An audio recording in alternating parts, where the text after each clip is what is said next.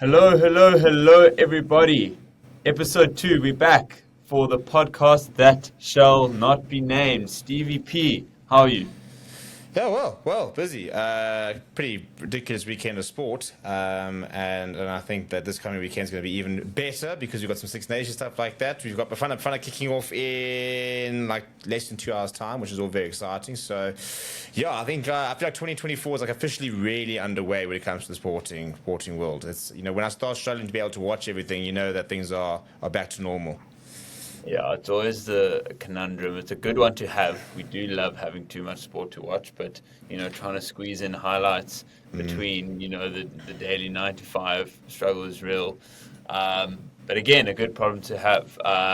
But yeah, we've got a very action-packed show for you all today. We're going to be starting with, as Stevie said, a bit of the Six Nations rugby,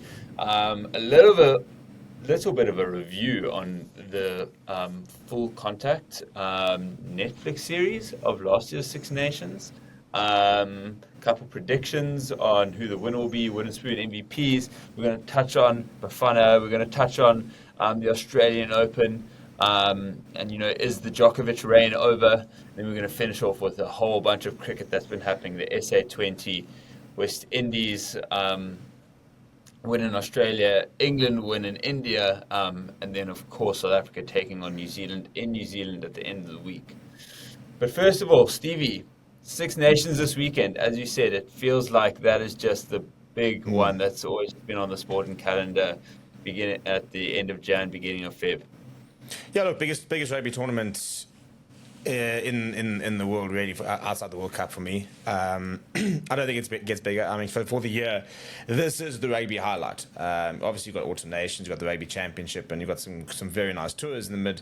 But I think Six Nations as a tournament, and I think Full Contact, we'll talk a little bit about it, obviously sort of shows some of why, it's so cool. I think maybe doesn't encapsulate the entire tournament to maybe the full extent, but I love the Six Nations. I think it's not just the rugby. It's the occasion. You look at the Millennium Stadium with the flamethrowers, full bands, choirs, the cages, Roof on top. The roof must be closed. The roof being closed, the fans, and it's always like sell out. It's one of the most difficult things to get tickets for is the Six Nations. So it doesn't get better than this. And for Six Nations to be starting with a France versus Ireland game is mental. So yeah, I mean, if you look at the fixtures this weekend, France versus Ireland, Italy versus England, Wales versus Scotland, very, very cool fixtures, very cool way to start. As if you've got a Millennium Stadium game up front, which is always a treat. So Scotty, I think the big thing obviously is before we talk about this year's Nations, we talked about the fact that we would do a bit of a full contact review. I must confess to having had a pretty hectic last week, and I've only watched one episode. Having said that, it was the Finn Russell episode, so I feel like I've watched everything I've needed to watch, to be perfectly honest. Happy to put it down. Close that book. Yeah, we've done it. Who's else is going to top that? But you've watched 2 episodes, I believe. Rugby. Yeah, well, this is the thing. So without giving too many spoilers alert, what has been the initial thoughts of some of the stuff that we've seen on Full Contact? Yeah, no, I mean, I love the whole, sports documentaries are just coming thick and fast, and I'm here for it. And, Six Nations, as you said, biggest, at least annual rugby tournament in the world. No doubt about it. Very excited. It was interesting. They took a different approach. They didn't really explain the rules of rugby. So clearly just going, like other ones in Formula One and in tennis, they're explaining, for example, what a serve is or, how a pit lane works. I guess Formula One's a bit more complex than rugby, but they kind of just went straight into it and diving into a couple interesting characters. Yeah, I really liked the episode with Finn Russell. His kind of arrogant nature that he goes about, both training and the game is, great to see from behind the scenes. But also really good to kind of get an insight into that England squad.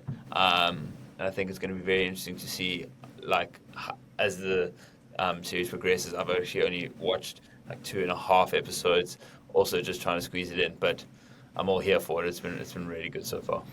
Yeah, I mean, I think the biggest thing that for me, what frustrates me with rugby is I think that there aren't enough personalities. you look at, football and how it's always debating the best players, who are the best players, different eras, for example, comparing eras.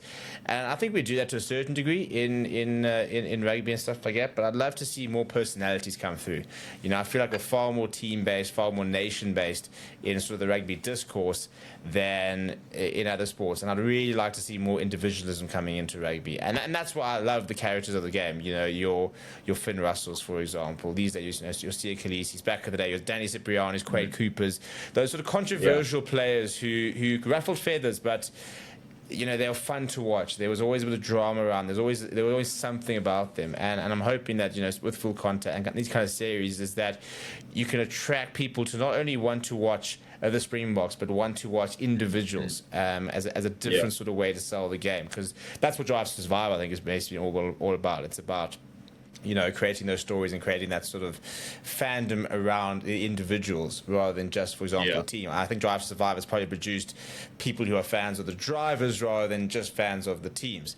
And I think this is a different way of doing it. Very different to Chasing the Sun, which dives into some of the stories of the players, but the entire documentary is so focused on the team and how they did it as a team. Storylines written there. Whereas I think this is far more individual based, which I'm really enjoying, because I think it's really cool to see the men behind, the teams and stuff like that. So I've really enjoyed that kind of sort of concept. But I'm interested to sort of see how it sort of plays out and what the reaction is going to be going, and how things do change the way you look at rugby. For sure.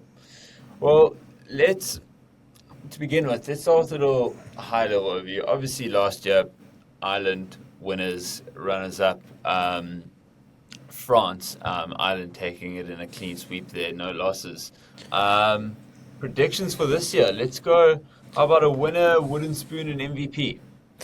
So I think it's Ireland's to lose. I do think that despite a few injuries across the board, look, at the end of the day, I think who wins on Friday wins the Six Nations. So I suppose from that perspective, maybe it's a bit frustrating because the entire Six Nations could be, in inverted commas, to start already on Friday. But what we do know with Six Nations is that it loves to throw up a bit of an upset. And I think we've just got so many unknowns. We've got no idea what England's going to be like. We have no idea what Wales is going to be like. I don't think they'll be particularly competitive given how young and inexperienced the squad is. But they've got they've got Warren Gatland, though, who can make any side competitive quite quickly. That's what he does. The Scotland side continues to never really have the respect it kind of deserves. You look back at the World Cup, and it's easy to not remember them because they were in the group of death, but they're still a quality top side. They went into that World Cup as the fifth best team in the world, and deservedly so as well. The third best team in Europe. Third best team in the North. So and yet when do you go into the World Cup and think Scotland are contenders? I mean, Six Nations, you never do. No, there's no one that got done more dirty than Scotland in the draw from last year. And they had a good campaign at the Six Nations last year. They were in it until the last 2 weeks. I think they were the only. I don't think they ever got beaten by more than about 8 or 9 points. I think they were the closest to beating Ireland if you look at it from a points margin. They were never ever thrashed or completely outplayed last year. Yeah, no, I think I'm gonna echo your thoughts, or maybe I'll. It's so hard to see that France team, what it is like without Dupont. We had a little glimpse of it at the World Cup, but even just in the South Africa game when he was back, I mean, how just good are France with Dupont, and how good is Dupont? And obviously him not being there is just what holes that going to leave. But in the same breath, what holes Johnny Sexton going to leave in that Irish team? So I'll go against you then, Stevie. I'll take France as my winners then for the Six Nations this year. Well, also home ground advantage in the big game at the start of France. Yeah, no, first, so I don't first think game at the start of France. Yeah, I don't think that's outrageous. To be fair, I think. I mean, like, for example, Maxime Luchu is a phenomenal scrum half. So they've got that depth. How much do you think France need to win this to prove that this French side, which is supposed to be generational, is in fact generational? Well, they both these teams have got a point to prove, right? They're both pissed off that they're you hear the England fans, are we third best in the world, third best in the world? It's like, first of all, like, classic. On paper, sure you are, but everyone knows the reality, and that's that France and Ireland are superior rugby teams. They just had stuck on the wrong side of the World Cup draw. So they also have a French team who's looking to. I mean, the French team, as much as they're looking to prove a point, so is the Irish team. They're the ones who couldn't beat the quarterfinal streak and still have not got to a semi-final of a World Cup. So, I mean, they're the last two winners of the Six Nations, so it's almost like, okay, well, who was really meant to win the World Cup, right? Yeah. And that's kind of, at the Stade de France, maybe this is the World Cup final that we were meant to see. I mean, I sure hope it will be a game with that much glitz and glamour, but maybe with the amount of freedom they'll have, I think they're going to be going absolute hammer and tong. Yeah, no, I think I think we're in for it. I mean, I'm doing the watch long, and I cannot wait to. I think it's gonna be the perfect way to get the international season going. But I'm very interested to see, as we mentioned, potentially new scrum half, flower half combinations, a couple, not too many new faces in the Ireland squad, a couple of big calls in the French squad, a couple of very big lads. Talks that Jack France. Crowley going to be the biggest one, right? Yeah, well, Jack Crowley, talks about Harry Byrne potentially. There's opportunity. France apparently could name the first ever 1-ton pack. They've got the personnel to actually be able to do that, and it wouldn't actually be that outrageous of a pack. It would actually be a pack that kind of would make sense on paper. So, that kind of prospect as rugby continues to get more and more physical. So it's a nice sort of elements to that first game. Elsewhere, I mean, I think I saw something today that Italy have sold 120,000 tickets so far for their home games in the Six Nations. Wow. So, packed Olympico Stadium this weekend at Rome. This Italian side, the Italian rugby is going through its revolution, and I get bantered a lot on the fan forum, but I'm so bored of rugby only consisting of New Zealand, South Africa, and even then people like Ben, France, and Ireland and stuff like that. It's so boring. Rugby is such a small ecosystem. Football, there's so many different aspects to it, and even cricket, there's so many different leagues and tournaments that we kind of support, that I always think that rugby, international rugby, it's so boring if you sit there and say, well, if number 1 to 4 aren't playing, there's nothing to get excited about. And also we need the minnows. I mean, to call Italy minnows when you think that they're always they're around 10th, 11th in the world. In any other sport, 10th and 11th in the world are not considered minnows. They're considered maybe sort of the next best thing, but it shows you how small the rugby ecosystem is. But their youngsters have had a really good few years. They've consistently beat England quite a lot, actually, in the under sort of 20, Six Nations, stuff like that. So they've had a really good few years, and I think we're starting to sort of see that filter up. So I'd like to see them take the next big step.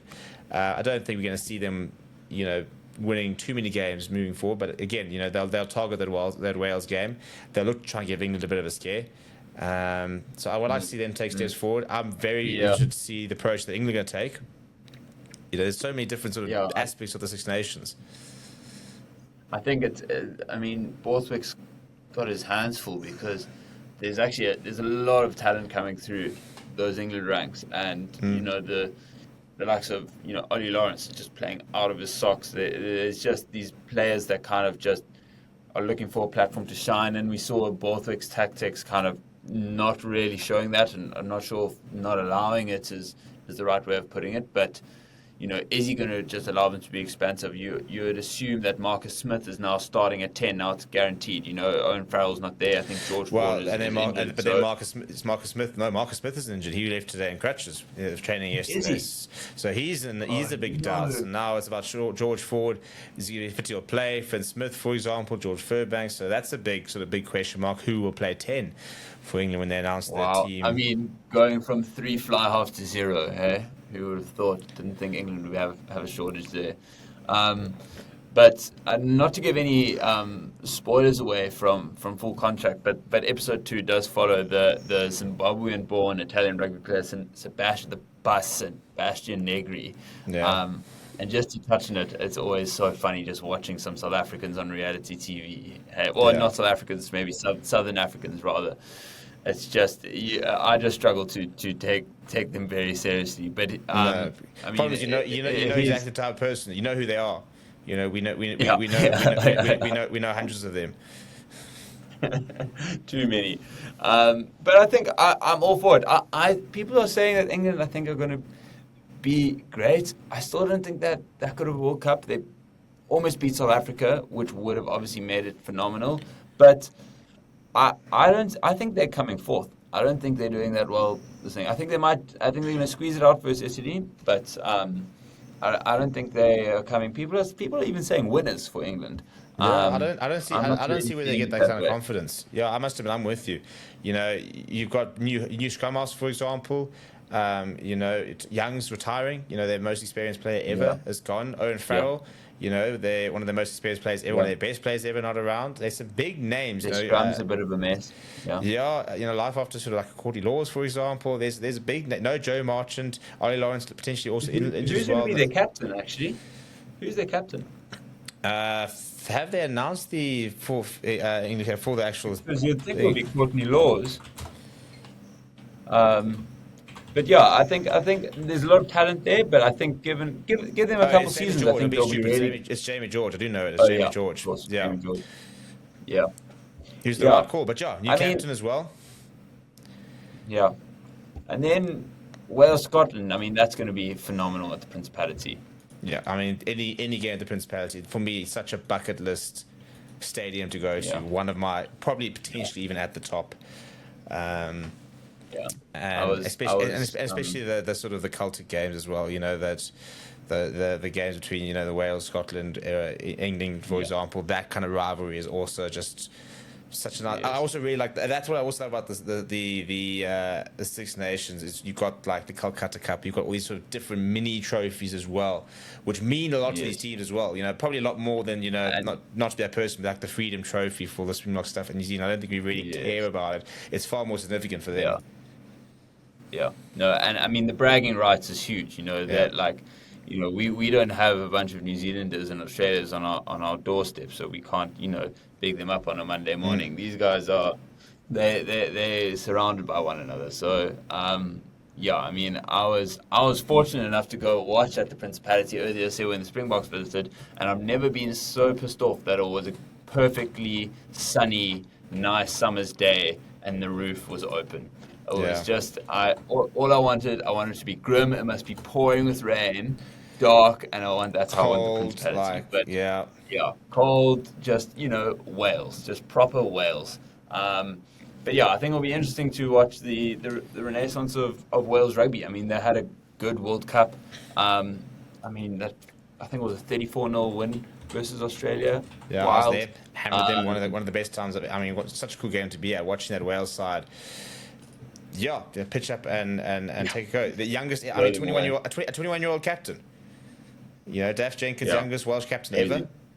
Yeah, so He could have been playing for England as well. yeah, Which is always funny. and for those who watched the young South Africans, had that phenomenal moment at Shithousery where he decided to go and get a water bottle from the South African huddle and walk into the middle and grab it, which didn't go down very well, but. Yeah, love somebody who's got a bit of shithousery in them. So big ups to him. Absolutely. Yeah, well, I think we're gonna move on from the Six Nations, but we're gonna come back towards, and we're gonna make some predictions for this weekend's winners, and then we'll finish off our wooden spoon and MVP at the end of the episode. So do stay tuned for that.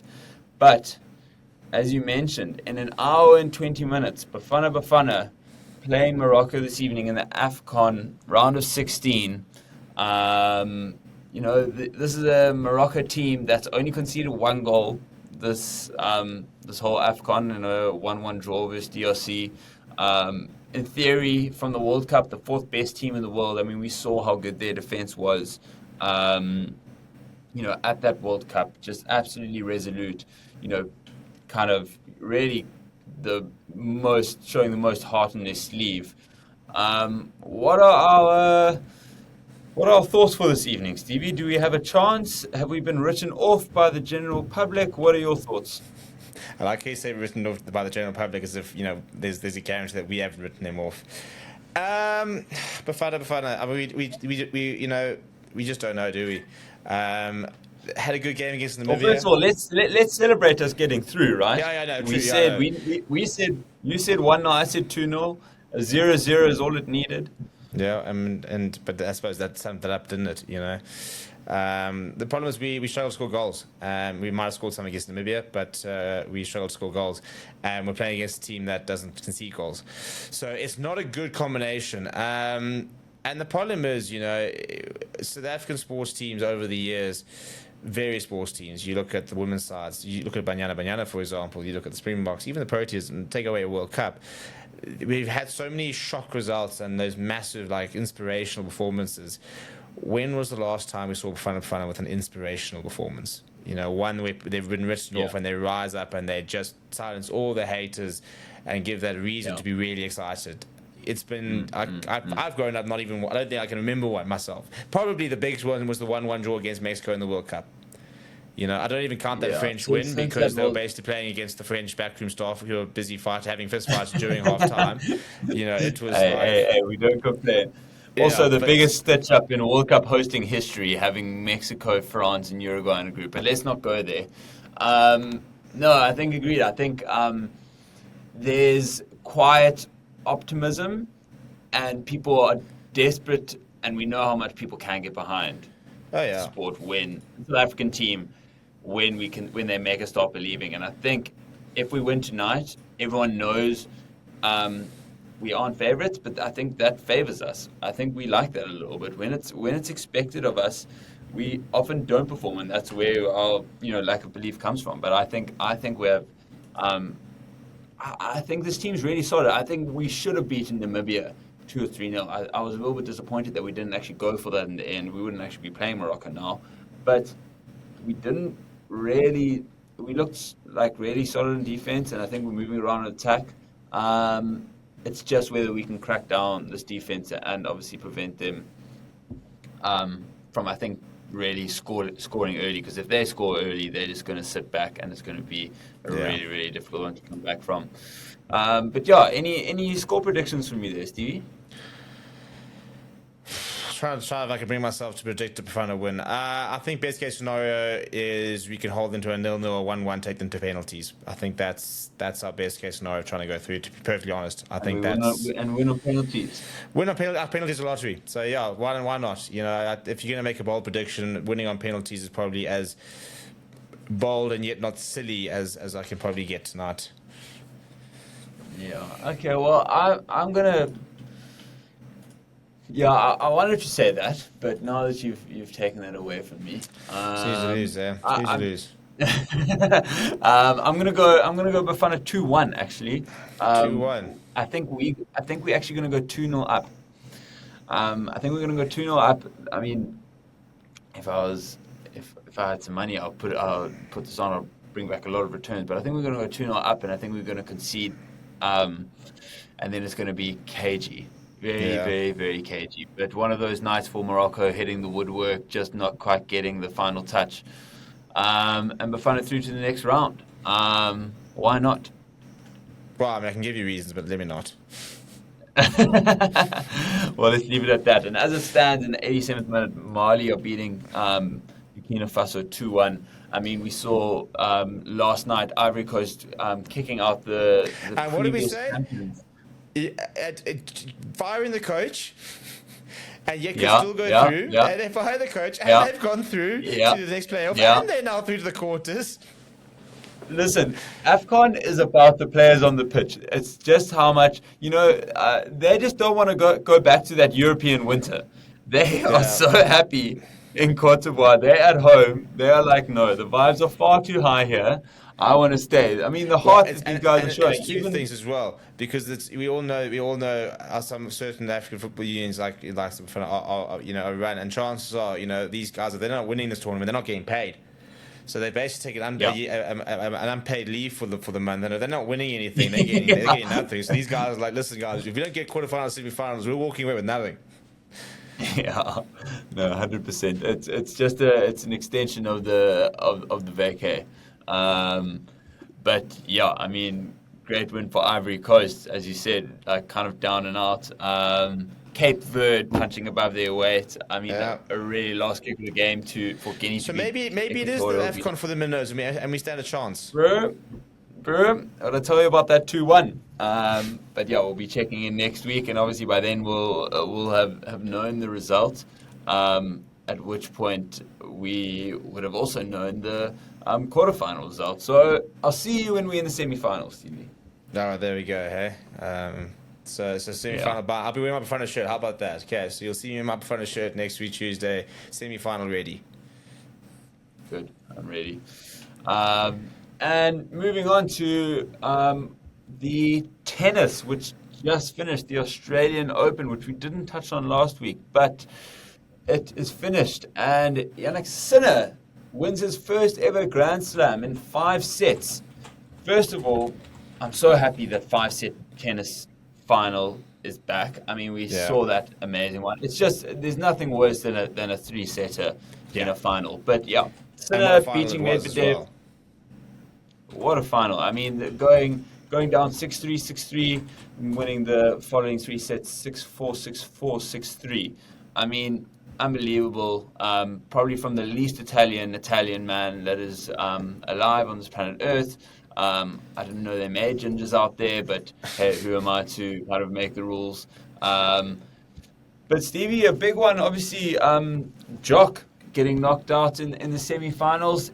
Do you think there's a decline there at all? Is the Jock reign over? We've been waiting for the young guns to start taking over. We finally saw the next generation. Yeah, we finally saw Alcaraz beat him in that Wimbledon final at the end of last year, and we've been seeing 1 or 2 people, Medvedev being one of them, kind of stick up their hand, although he's probably not that young anymore. Are the new generation finally taking over? Well, we've been waiting for it. We've been waiting for the dominance of that top, the big 3 and 4. If you add an Andy Murray, who'll probably forever be known as the other good guy. But we've been waiting to see that dominance ended. I mean, this was the first non-Djokovic, Federer, Nadal winner since 2014. That was Stan Wawrinka. If you take him out, the last time a non-top big 3 winner won this tournament was 2005. So we're talking almost 20, almost 20 years where only one other person won the Australia Open apart from a Federer, Djokovic, Nadal. So it's really good to see that dominance starting to shift because we all grew up watching them and they are phenomenal. But for me, it was always such a weird debate in terms of, does the fact that they're still dominating show how phenomenal they are, and maybe they are just the 3 best tennis players we've ever seen, or is it a case of there's just a really poor generation coming through that these guys can move them around the court and keep thrashing them at 36, 37, 38 years old, 40 years old.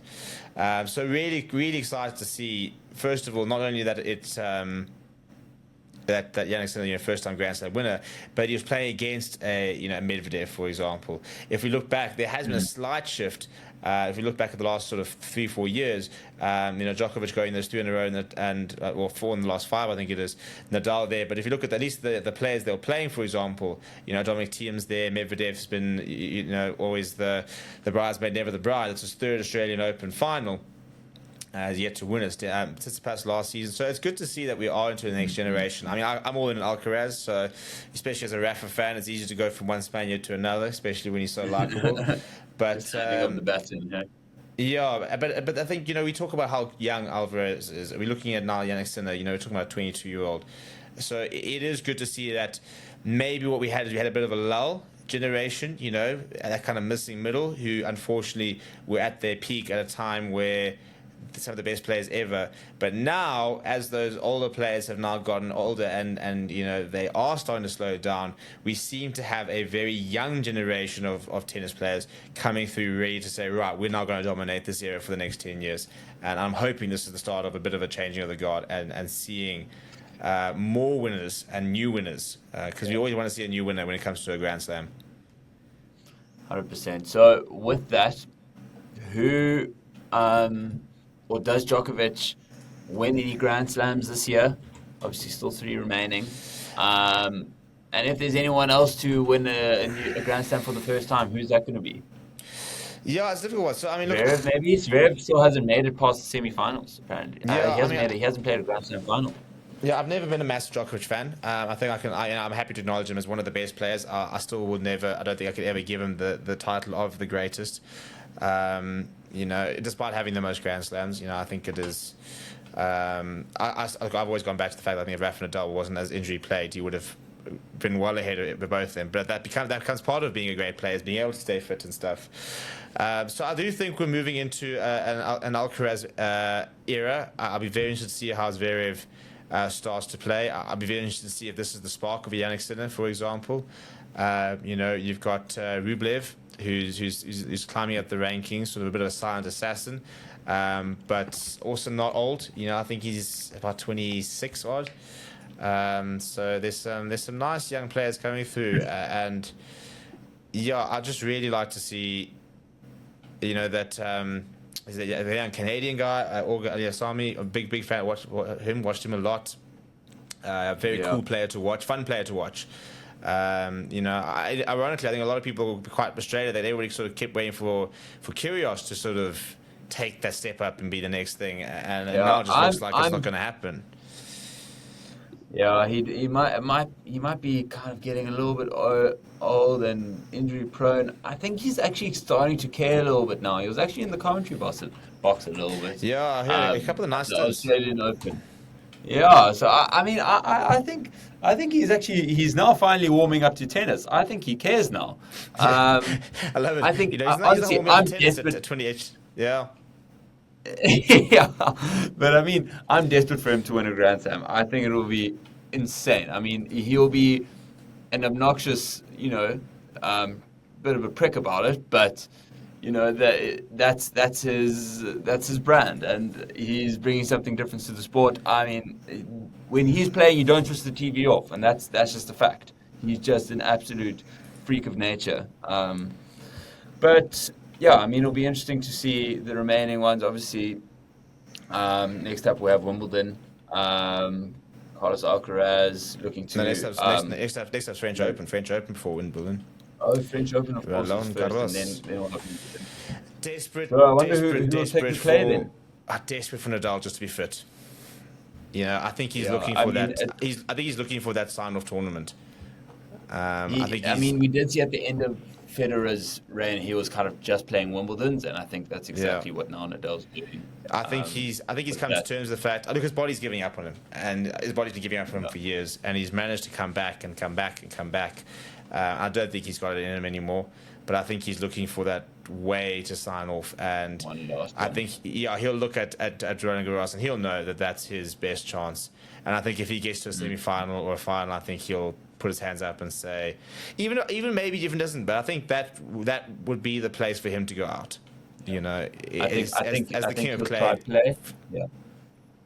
Yeah, I think he'll try play, and I think I agree. I think he'll probably bow out, kind of at the end of that tournament. But let's move on to the cricket. There's a lot that has been happening and is continuing to come up in the cricket calendar.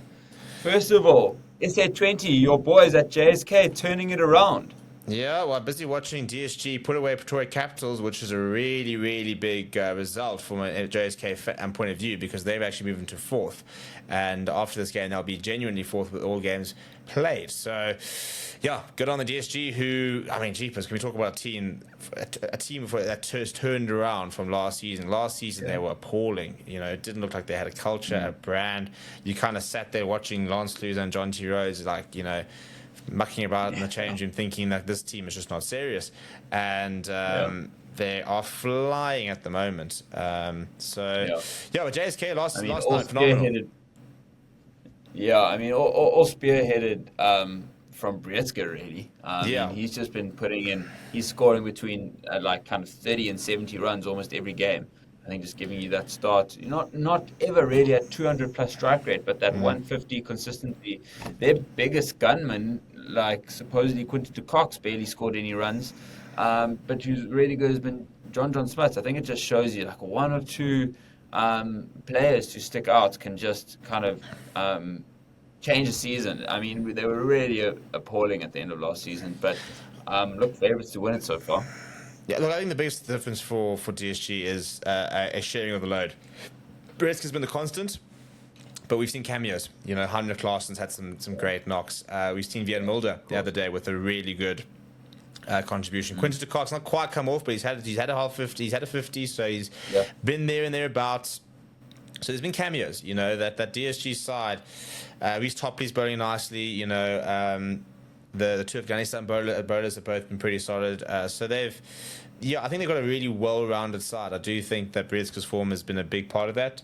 But I think that they've seemed to have got a much better culture, seem to be playing with a bit of freedom, which is paying off. Look, I mean, Breeske just had a phenomenal run out now as well. So you can just see when a player is playing well and then their confidence, they back themselves to do, most things.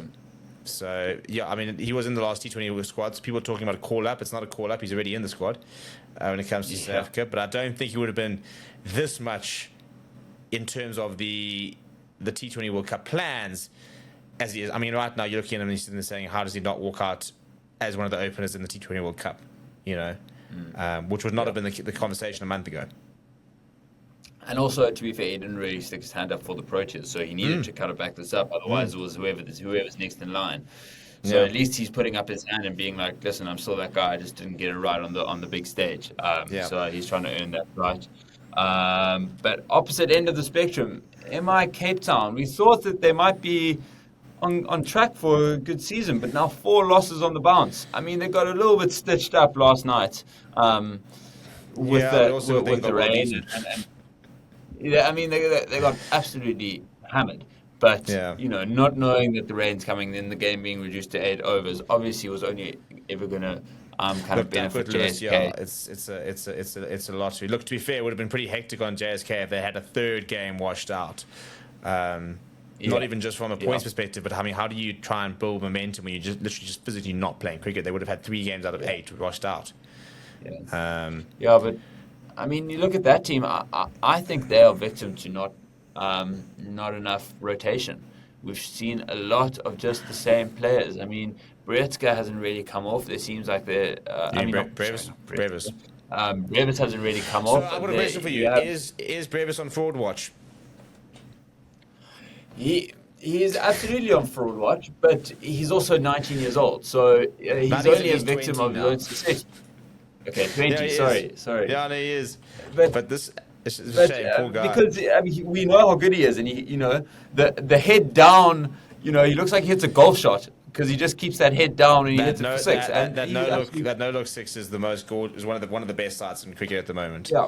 And it's the exact same as Stubbs, just like the 2 best players that look unbelievable when they're doing well, but that isn't coming off enough for them to they need to be able to earn. I think Stubbs had a decent tournament. I'd like to see him come up early. I don't think he's had enough time in the middle. I'd like to see him. I'm very interested to see where Stubbs settles. If he settles into a middle order batsman, where they look to try and bring him up the order. But I think rotation. I wouldn't even mind seeing him open. I think Stubbs could open. I think he's got techniques to it, to be fair.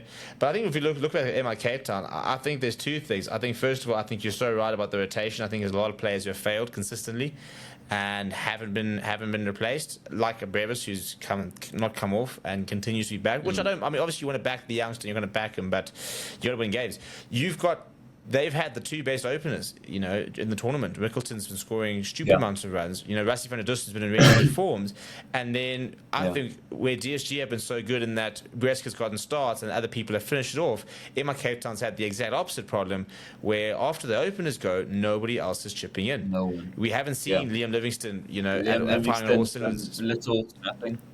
Yeah. Karen Pollard last night had a nice cameo, but we haven't seen that really.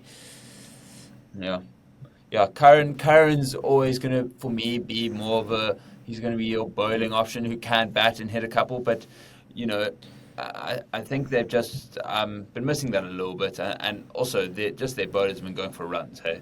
I mean, KG is obviously KG and he's gun. But jeepers, he's an expensive T20 bowler. And he'll get you maybe 2 wickets, but he's also going to go for 10. And you must just know that. Like, the ball flies off the bat because he's bowling quickly. So maybe just not quite the right tempo. I mean, they aren't down and out, but I think it's going to... Yeah, not far from it. Well, at the end of the day, their fate isn't in their hands. They're sitting here 4 points behind JSK. JSK win the next 2 games, Emma Cape Town go out. It's really as simple as that. You play 10 games, and Emma Cape Town played 8. JSK have played 8. So JSK play Pretoria Capital. So Emma Cape Town lose 1 more. They're out. JSK win the next 2, and they're through. So, yeah, I mean, still lots to play for, but yeah, as you said, just hasn't been a great showing from them. Stevie, let's move on to the 2. I mean, if we were sitting here a week ago and saying that West Indies would beat Australia in Australia, and England were to beat India in India, just hours later. Yeah, I mean, absolutely wild. Let's start on West Indies. Shamar Joseph is just the name and face that can't take himself off my social media feed. The ex-construction site worker or security guard hadn't even met the West Indian captain, Brathwaite, until the series began. Goes on to win Player of the Series after winning with figures 7 for 63. Walk me through this. So that Shamar Joseph story is phenomenal, and there's a really interesting, because he was found by an analyst basically, and he sort of saw him bowling in the net, kind of as a net bowler, stuff like that, and he said, listen, like, back this guy. And he was like playing Test cricket within like 18 months or something silly. So it's been an incredible sort of story to see. First of all, I said how it's come from nothing to everything. What it shows you is what the West Indies can be. We know how cricket mad they are. They are India mad. You see it. When you see the coverage and stuff like that. When you talk to them, it's their sport. And. We talk about strong West Indies is good for cricket, and it is, but it shows you that everything, a little bit maybe like South Africa, everything, all the reasons for their lack of success and not being as strong is completely administration related. It has been all the years of wage disputes, of contract disputes, of not accommodating players playing in other leagues so they can earn money, and then. Not playing for the nation, stuff like that. This West Indies, I mean, we all knew how good West Indies were back in the 70s, 80s, your Kirkley Ambrose eras, the Brian Laurie eras, and just we saw was a bit of a taste of how good they can be, and it's the team everyone it's everybody's second team. I don't think anybody in the world, when they're not watching their team don't want the West Indies to do well. And fully also agreed. I think that. Just watching Australia lose is phenomenal. Yeah, it's up there. Oh, it's my best thing. It's just it makes me so happy, and also it kind of pissed me off.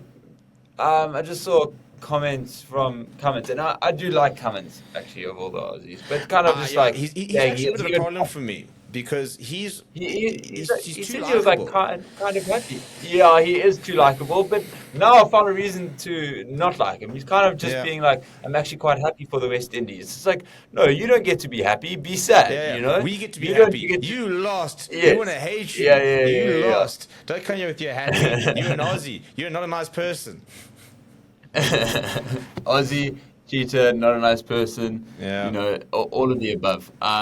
But yeah, West Indies, I mean, it's tough because just getting people to play Test cricket, we know how talented they can be at T20. They had that insane reign winning back-to-back T20 World Cups, which kind of saw the demise of their Test team, really, where all those players once were Test playing, players, but are kind of left that for the bright lights of the T20 leagues around the world. And it's hard to blame them if they're not getting paid well by their kind of country's cricket board.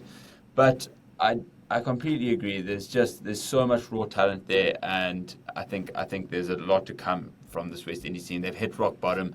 They've lost out on World Cup qualification. Now, like, really, that Test team, they went there with absolutely no hope. Even just you expect to see people you have no idea who they are on a West Indies cricket list, which is a shame. And now that one person was Shamar Joseph, who seems to be the name on everyone's list, and hopefully will be a part of the kind of this resurgence. But yeah, phenomenal win, and I'm excited for the ODIs to come. Yeah, I think they turned a bit of a corner. I think Darren Samuel, for example, getting involved in the coaching section. We're seeing the return of Andre Russell back into the T20s. I think they do seem to be a bit more open with the board about the reality that again, a bit like South Africa has to sacrifice a lot for the SA20, and we'll talk about the South Africa New Zealand series. You've got to understand your situation. You've got to understand how you can make things work. And the reality for them is that they make things work by compromising, allowing their players to play around the world, and speaking to them and saying, right, so we'll allow you, we've got this test series, so if you play IPL, but you skip the 100, for example, we can, you can play for West Indies because we can get you here and stuff like that. And again, the board needs to look at that and be very cognizant and say, right, well, we know that we can't have games during the IPL. That's where our players earn their bank.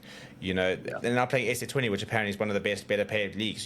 So sit there and look at and be proactive and say, right, where are they not going to be available, and see how they can formulate a calendar which allows them to pick their best teams and remain as competitive as possible. At the end of the day, all of them will be available for World Cups because tournaments don't happen during World Cups. So try and the best to find a way to schedule your international games and find the compromises. So come the World Cup, you've got your best West Indies players playing and contending, because they do contend for World Cups. I think the future of cricket looks a lot more similar to how we see football done, in the priority of their leagues over their countries. And that's just where the money's at. And where the money's at, the players will go. They have a short career, maybe 10 years, 15 if you're lucky. And you need to cash in on that, and they have every right to. And as you said, I think, let's transition that into kind of South Africa, New Zealand, who are starting this Sunday. Do you think it's the right decision to have planned this series over the same time, and B, allowed all the national players to go to the SA20? So we all kind of got the idea that, it just was one of those things which you couldn't control. And then Shuki Conrad, I can't remember the exact word he used. I don't think he's went as far as bullshit, but basically said that somebody made a balls up. I think that was the official term of the schedule, which suddenly means that, so actually this was actually a scheduling error. Not planned. So I think that, shock and horror, CSA effed up again, Yeah. Who would have thought? In fact, one of the things I've tabled to watch is that Betway have released a podcast, and Dean Elgar was on it, and he talked about how he's not done with cricket, he's done with the bullshit of international cricket, and talks a bit about the mess of what he had to go through whilst captaining the side with CSA. So I think a lot's been laid to bear, and I mean, when you've got our CEO, last year when he unveiled the coaches, or the year before when he lost the coaches, and you had Baseki Opelezi talking about, and he was asked, what about, you've got this test coach, but we're not playing any test cricket. And he says, but if you actually look at the calendar, we do play a lot of test cricket. And everyone sat there saying, how do you sit there in your position and lie to people, and just lie to the media and say, we prioritize test cricket, we've planned a lot of it, and you sit there saying, no, you know that you've stuffed it up. So I feel sorry for the players, obviously. I tell you, I feel sorry for the most are the players who currently sit in New Zealand, who people will not consider international players and will not consider them genuine Proteas because of the circumstances in which they find themselves. What I will say is that they have got one of the greatest opportunities in cricketing history to create one of the coolest stories ever. Yeah. We're talking about like players who some of them could be considered at the top, outside the top 100 best players in the country. Playing Test cricket. No, 100%. I mean, just to touch on CSA, because it really makes my blood boil. But there's nothing more saddening than seeing a 28-year-old KG Rabada in the peak of his powers playing 4 test matches a year. I mean, that's not even a series if you play in an Ashes. It's not even a series. This guy would be breaking every single record known to mankind in the arena of test cricket if he just had the platform to. And as you said, I'm not sure if you read the Faf du Plessis book. It's sitting on my bookcase, and that's where as soon as life calms down, it is the first thing I'm going to read. Yeah, take some calming tablets, Stevie, because it's more of the same, and it tells you everything that you didn't want to believe, but now you will. But yeah, as you said, New Zealand, South Africa starting this Sunday, amazing platform, and they started off strong. We saw in the warm up game a lot of 40s and 50s, and a lot of these batsmen being retired. I saw Dane Patterson in the wickets. So I'm interested to see who they actually go with. Obviously we've got a debutant for our captain, but there are players. A lot of those players, we could have at least 7 previously capped Proteas. Well, I think you've got 2 batsmen there who, first of all, have played Test cricket. One very new, and one who's sort of come back to the fore after a bit of a ban. A very unfortunate and silly situation, if you ask me. But I think you've generally got players there who can win your Test match. That really excites, and I know it's New Zealand, and New Zealand are a quality side, and so to even suggest that could be a thing is silly. But I mean, Edward Moore, I've been saying is a potential Test opener for years. I wanted him to be given an opportunity even before when Ed Markham was dropped. And we looked at a new Test opener. I sat there saying Eddie Moore has to be one of the options. They didn't go with him at the time. Rana Fontonda had a few seasons ago where he was averaging. I think he made about 200s. He was the talk of the town to come in at 3. I'm a massive Zabaya Hamza fan. You know, I think that he's after his ban. Well, he did take his mother's slimming pills, and ICC came out and said we acknowledge they did nothing wrong, but he's banned for a year. And you're going, guys, it wasn't like he was shooting steroids. He has quality technique. Yes. He's born to be a Test player. You know. Yeah. No.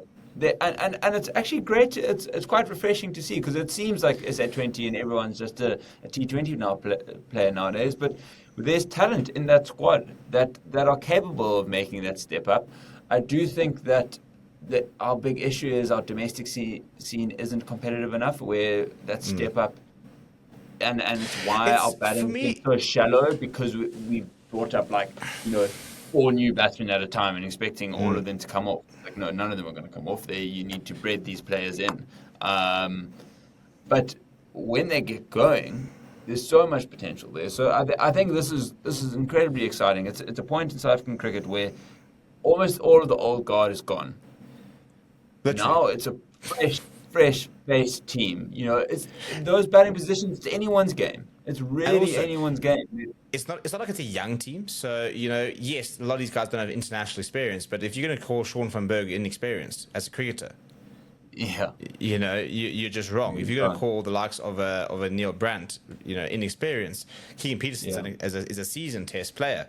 You know, so it's an interesting situation, because I think David Benningham is going to be in the Test team for a long time. I think he's phenomenal. I think he's been overdue a Test caps. I worry about our bowling. I think that's probably where I think that we're really going to struggle. Dwayne Olivier is not the Dwayne Olivier we knew. Dane Patterson has had his years, and he's got 4 wickets this match, so it's difficult to go after him. But he's not X factor.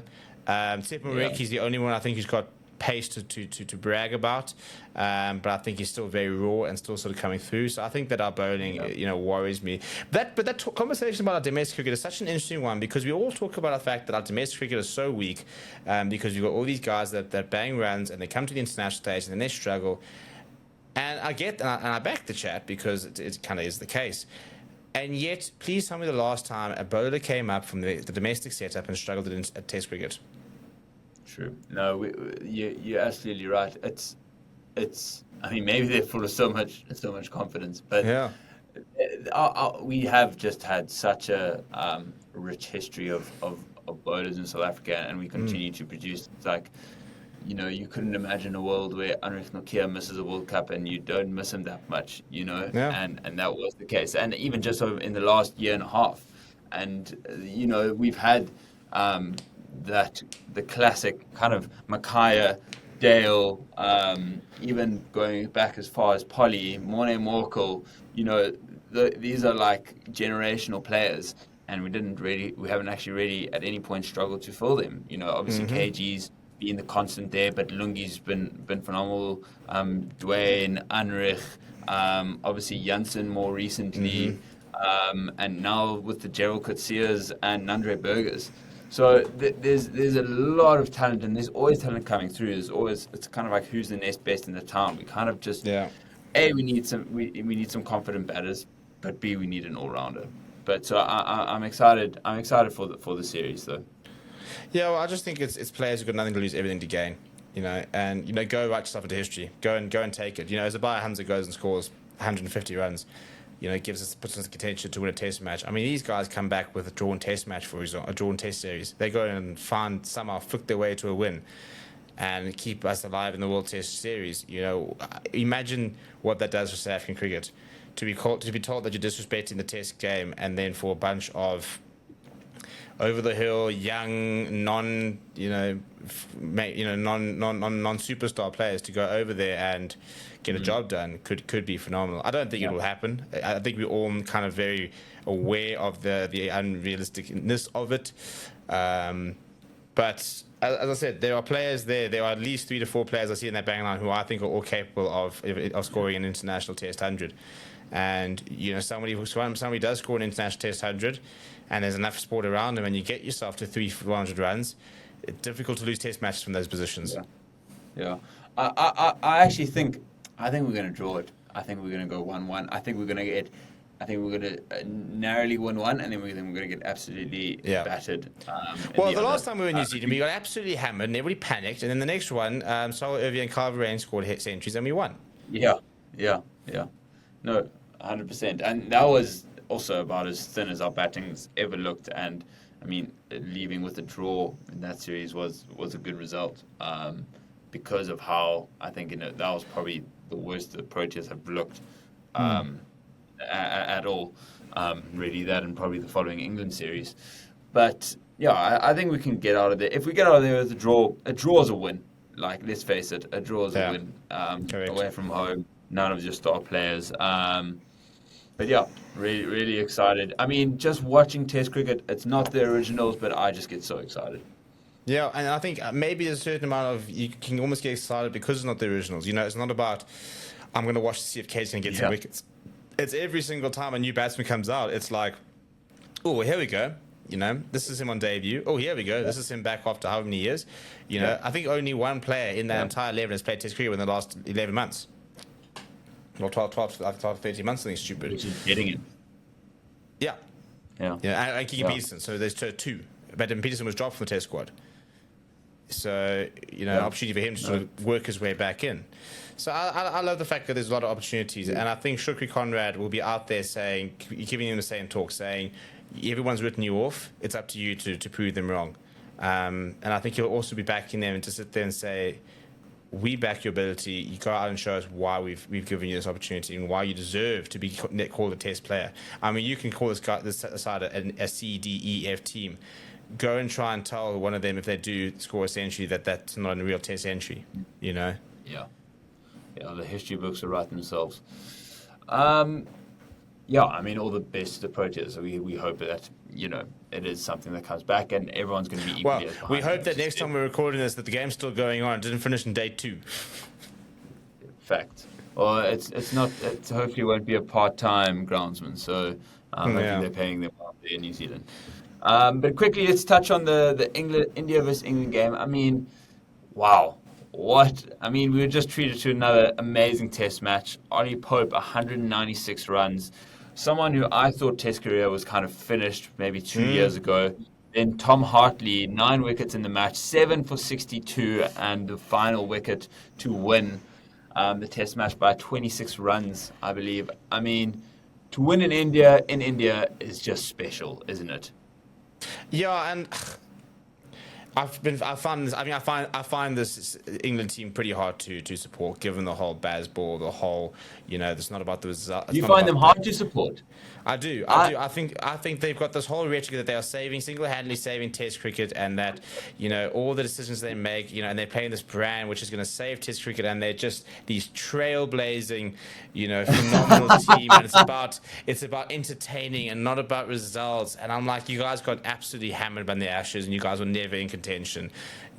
So no, I do. I don't buy the whole. It's like when CSA made that social media post and it said we don't judge our success on the results, but the people we brought along the journey. You're like, bullshit. This is a results-driven thing. So now they can stand up and be like, well, look at us. But yeah, previously I wasn't buying into the hype. I disagree. I've never found an England team more likable, and 100% they're up their own arse, but England are always going to be up their own arse, and they're going to love themselves and be, very self-righteous about it. But at the end of the day, it's the most exciting Test cricket team to watch. Do you not agree? I love McCullum. I love Ben Stokes. There are a lot of players there that aren't very likable, sure, but the product that they're putting on there, but like Nick Kyrgios, like you hate to love them, but I kind of love them. I whenever the Ashes comes around, I never know who to support. And in the last two years, it's been without a doubt England, because I do think agreed. Sure, you can't just say we're playing, for the style of cricket, not the results, but they're getting results. They beat India in India. Obviously, they need to go and now show a result in Australia. But there's belief that it can happen, which is a far way away from the 5 or 4-0 loss that they took to Australia last time. Can you send me the Bazball PR guide when you finish this podcast that you've obviously got lying around? If I was getting paid, I guess I'm in England, so yeah. Maybe there's a little something. I see. You've been subject to the propaganda. You've been subliminally been told that you've been brainwashed to believe in this. This is the savior of Test cricket. I'll tell you what my big prediction is. I think they get hammered in the next Test. I agree. Yeah. Just to cover just to go almost across everything I've just said. I think they still lose the series 3-1. Yeah, and probably quite substantially as well. But I think the only way they win it is the way that they play. A little part of me died when I saw Ollie Pope on 196 and try reverse scoop. Well, that's the Bazball, You've got to embrace it. If you're going to get behind, that's how they're going to win. Then you have to embrace the fact that he chucked to 200 because he decided to play a Bazball shot.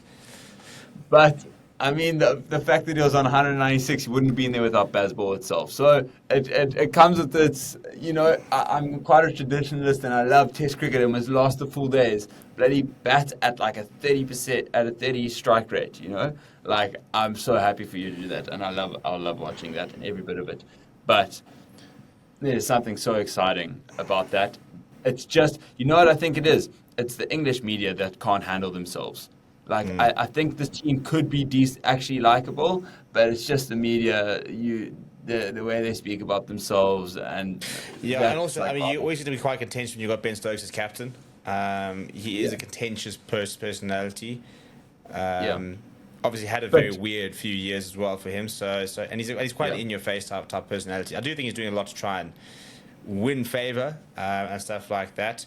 Because you look at that side, and you think of like old England sides, and you go back 10, 15 years ago, England sides were very easy to dislike. When Jimmy Anderson rocked up with his red hair, you had Stuart Broad, you had Freddie Flintoff, you had KP playing, so that was to burn us. You had, Alistair Cook was like one of the only likable players in that side. There were so many players you could really not like. Strauss, he denied Smith the runner, and he's just there was lots of people you couldn't like. This team. Look, I don't think they've got quite the same personality that did many years ago, so maybe that's been a part of the success. I don't think there are a lot of egos in that side. So I think maybe that's been a big part of it. I like to see. I'm glad to see Ben Duckett scoring some runs. I quite like watching him bat. He just refuses to leave a ball. I don't Yeah. think he's left a ball in Test cricket. He might break the record for the only ever person not to leave a ball in Test cricket. So But yeah, I think he's underperforming, but I'm also quite glad Zach Crawley is not scoring runs because it makes me when he scored that, like, all those runs against us, and then continues to be awful, and then all of a sudden Basball comes across and he's suddenly this test phenom. So he's got such a strange career though. he's got such a strange career. But also a guy who would only ever suit the baseball system. Next off far Yes. too much, and he's the only coach in the world will tell him, a player that's nicking off that much to throw the hands harder at it. The definition of, well, if you're gonna go hard. Yeah. None of this try and play cricket shot. Just swing it, dude. You've got a better chance. He's like, you've got a better chance of middling it than edging it because that's kind of the batsman you are. I think the most significant thing about this result is two Joe Root failures. The one of the best England batsmen of all time, at 29 and a 2, not contributing and still getting, a victory. And what a moment for England spinning in general. Well, I suppose, look, Joe Root did take 4 wickets, so I'm not so much to say he didn't contribute across the match, but just without the bat. But to see Mark Wood as the only seamer, obviously that's a bizarre concept. And England getting 20, I think it was 1 or 2 run-outs, but getting 17, 18 wickets via spin. It's bizarre. Yeah. No, it's crazy. And apparently Mark Wood might not even play the next game. So could see an all-out spin attack from England. Interesting concept, isn't it? When you think that Jasper Boomer took 4, for example, and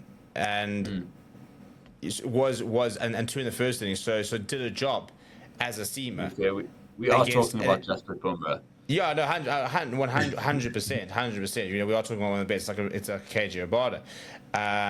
But he sort of showed that you can take wickets as a seam against a side which is traditionally better than seam, and yet an Indian side, they must be feeling pretty bad about themselves to think that they've just been absolutely masterclassed by spin. Yeah. By an English team. Their next biggest game since the World Cup final, and it's back-to-back flops for them. But yeah, I think they'll bounce back. Currie will be back for the second bit of the series as well. I think they'll clean up. But Stevie, we've been keeping our listeners waiting with bated breath for our predictions on the Six Nations. So Which is let's really wrap funny up. when you think that I've got the worst prediction record probably in the world. In fact, I'm actually about to retire from SUPERBRU once again because I've realised why I should never have done it in the first place. Well, you know why I was bad, Stevie, because you didn't have a podcast yet. So I think this is the revolution. Well, for my sake, I hope it isn't. But we'll keep a tally of this as we go. We'll have week on week winners. This week being the first one. We didn't do it in our first episode, but how about we'll alternate? I think you had first pick last time, so I'm going to go this time. And I'm going to go for the first game on Friday night, 8 o'clock my time, UK time, and 10 o'clock South African time. Before you go match predictions, I think we should both just give our winners, wooden spoon, MVPs. Okay.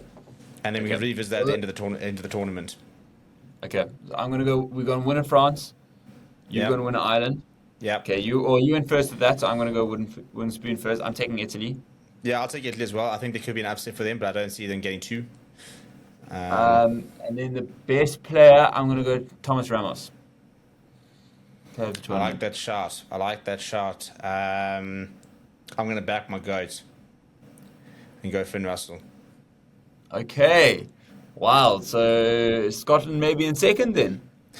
I think that last year I've watched him the last couple of years, and somebody was saying, and I think it was Reza on the group talking about how he's such an overrated fly half, and I was like, just watch him over the last 18 months. Since he's come back to that Scotland squad, he has been like dragging them through results. Even during the World Cup, you look at his performance against and look how well Varsity is doing now.